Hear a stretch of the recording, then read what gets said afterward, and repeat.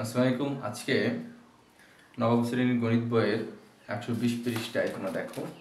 হ্যাঁ, প্রশ্ন আছে যে মাথা খাটাও, 4টা অঙ্ক আছে, সেই 4টা অঙ্ক আমরা সমাধান করবো। হ্যাঁ,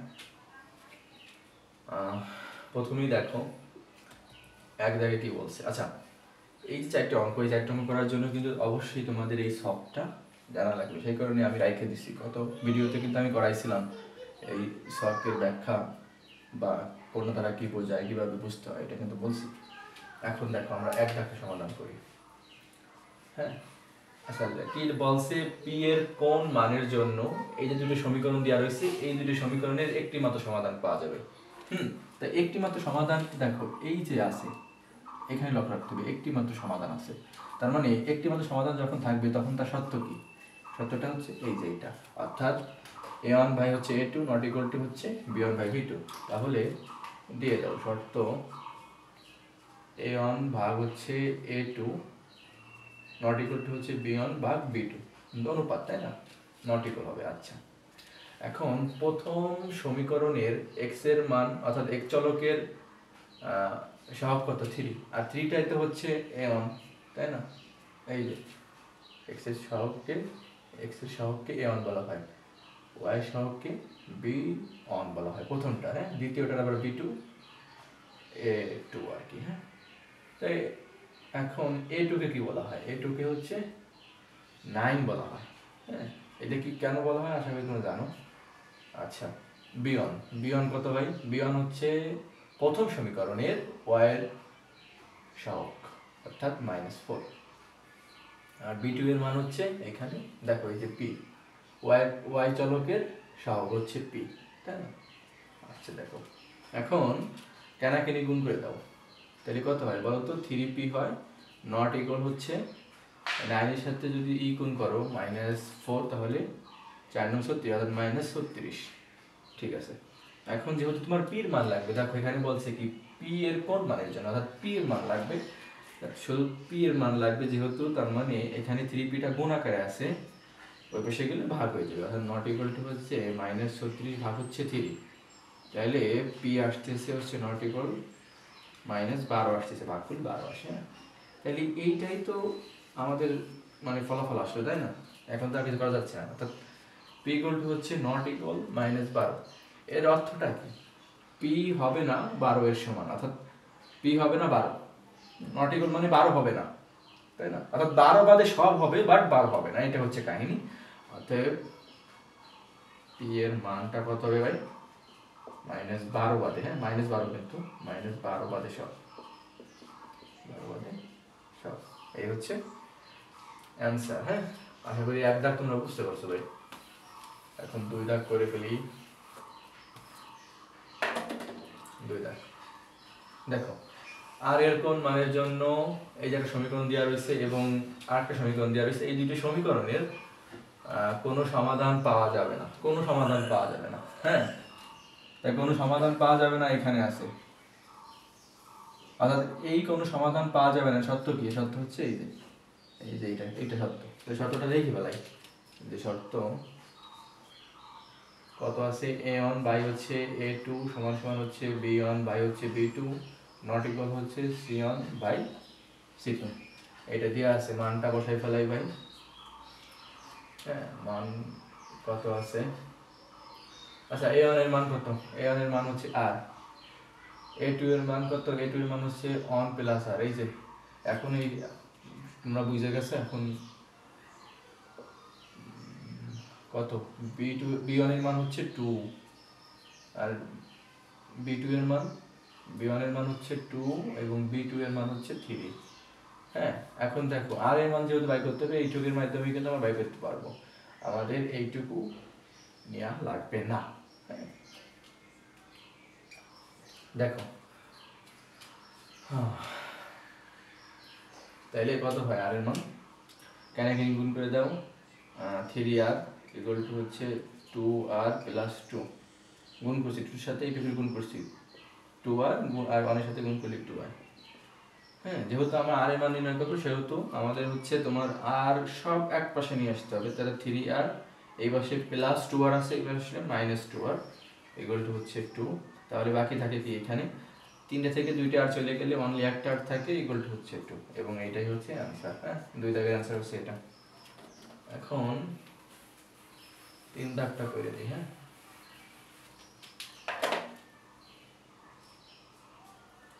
3 দাগে বলছি কি দেখো যে কে এর কোন মানের জন্য এই যে একটা সমীকরণ এবং এই যে একটা সমীকরণ, এই দুইটি সমীকরণের অসংখ্য সমাধান থাকবে, অসংখ্য সমাধান থাকবে। এখন আমাদের এটা দেখতে হবে যে অসংখ্য সমাধান যদি থাকে তাহলে তার শর্ত হচ্ছে এইটা। তাহলে শর্তটা কি লিখে ফেলাই। হ্যাঁ, তোমার এই যে লাস্টে কি বলছে এইটার উপর কিন্তু ডিপেন্ড করতেছে, অসংখ্য সমাধান থাকবে নাকি একটা সমাধান পাওয়া যাবে না, একটি মাত্র সমাধান থাকবে, এটার উপর ডিপেন্ড করে কিন্তু আমরা শর্তটা দেখতেছি, তাই না? এবং গত ভিডিওতে এই সত্যগুলো হচ্ছে আমরা বুঝাইছিলাম, অবশ্যই প্রথম ভিডিওটা দেখে আসবো।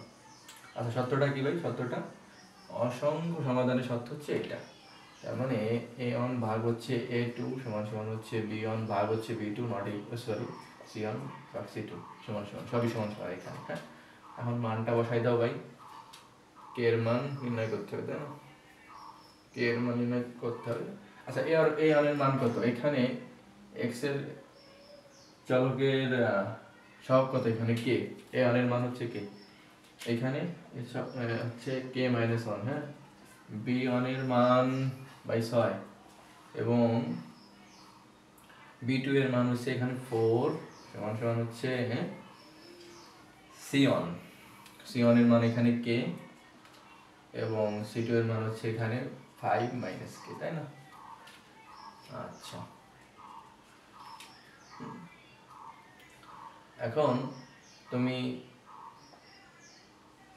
এই দুটো সমান সমান দিয়ে করতে পারো অথবা এই দুইটা সমান সমান দিয়ে করতে পারো। আমি প্রথম দুইটা সমান সমান দিয়ে করতেছি, আমি হচ্ছে এই দুইটা ধরে করতেছি, তোমরা এই দুইটা ধরে করতে পারতাম, যা ইচ্ছা তোমাদের। হ্যাঁ, এখন কেনাকে গুণ করে কত হয় ভাই? 4k হয়, তাই না? 4 গুণ k অর্থাৎ 4k। এখন 6 এর সাথে k মাইনাস 1 গুণ করলে কত হয়? 6k মাইনাস 6, তাই না? আচ্ছা, এখন এই মাইনাস 6টাকে এই পাশে নিয়ে এসে যদি প্লাস 6 হয়ে যায় এবং 6k এখানেই রয়েছে এবং 4k প্লাস রয়েছে, এই পাশে আসলে মাইনাস 4k হয়ে যাচ্ছে। হ্যাঁ, 6টা থেকে 4টে চলে গেলে কয়টা থাকে ভাই? 2টে থাকে এবং এই 6টা এখানে রাখলাম। এবং আমাদের যেহেতু কে এর মান নির্ণয় করতে হবে, কে এর মান, সুতরাং আমাদের কে এরটা রাইখে আমরা এই 2k হচ্ছে গুণ আকারে রয়েছে, বেশি গেলে ভাগ হয়ে যাবে, 6 ভাগ হচ্ছে 2 অর্থাৎ 3 এবং এইটাই কিন্তু অ্যান্সার। অর্থাৎ আমাদের যদি কে এর মান 3 হয় তাহলে এই দুটি সমীকরণের অসংখ্য সমাধান থাকবে।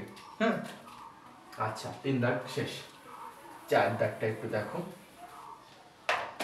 4 দাগে কিন্তু এতক্ষণ দেখো পি এর মান, আর এর মান, কে এর মান, কিন্তু 4 দাগে বলছে এ ও বি এর মান, অর্থাৎ দুইটা মান আমাদের নির্ণয় করতে হবে। তার মানে এইটা একটু বড়, কিন্তু সবই সহজ, কোনো প্যারা নাই ভাই।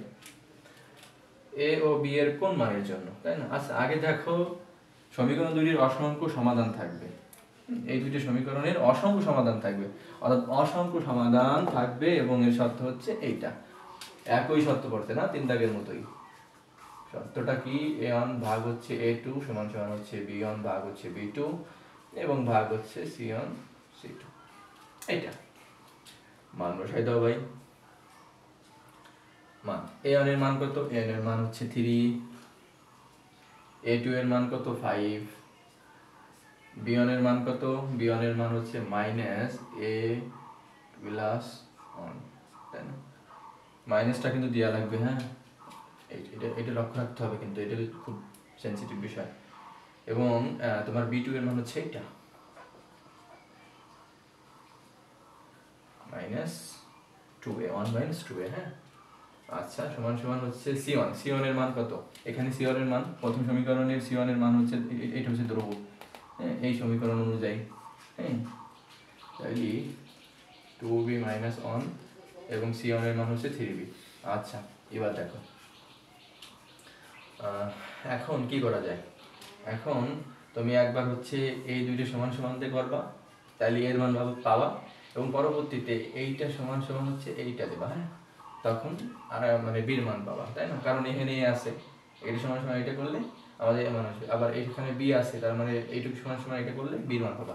এটা কিন্তু বুঝতে হবে। হ্যাঁ, তাহলে আচ্ছা, আমরা এইটা করে ফেলাই। হ্যাঁ, এইটুকু সমান সমান ধরতেছি আমরা, প্রথমে এইটুকু করি। হ্যাঁ এই দেখো মাইনাস আছে, এই মাইনাসটা আমরা এটার সাথে গুণ করে দিই, মাইনাসটা তো গুণ আছে মানে ভিতরে ঢুকে যাবে, অর্থাৎ মাইনাস এ এর আগে মাইনাস হয়, আর এই মাইনাসে এই প্লাসে মাইনাস অন, তাই না? ঠিক আছে, এবং নিচে আছে 1 মাইনাস 2a ইকুয়াল টু আমরা কত দেবো 3/5, দেখো ঠিক আছে দিলাম। এখন কেনাকানি গুণ করে দাও, কেনাকানি গুণ করলে মাইনাস 5a আসে, এবং এখানে 5 এর সাথে যদি -1 গুণ করো -5 আসে শুধু, সমান সমান হচ্ছে এই 3 এর সাথে আবার 8 করে গুণ, অর্থাৎ 3 - 6a। ঠিক আছে ভাই? আচ্ছা, এখন এগুলো এক সাইডে আনো এবং বাকিগুলো ওই পাশে নিয়ে যাও। এখন -6a আছে, এটা যদি এই পাশে নিয়ে আসি তাহলে +6a, এবং এখানে অলরেডি -5a রয়ে গেছে, রেখে দিলাম, সমান সমান এখানে 3 রয়েছে, 3 রাখলাম, এবং এখানে -5a আছে, ওই পাশে গেলে +5a হয়ে যায়। হ্যাঁ, আমরা এর মান যেহেতু বাইর করবো সব এই এক পাশে নিয়ে আসি, এবং বাকিগুলো যত ধ্রুবক সংখ্যা রয়েছে সব ওই পাশে নিয়ে গেলাম, তাই না?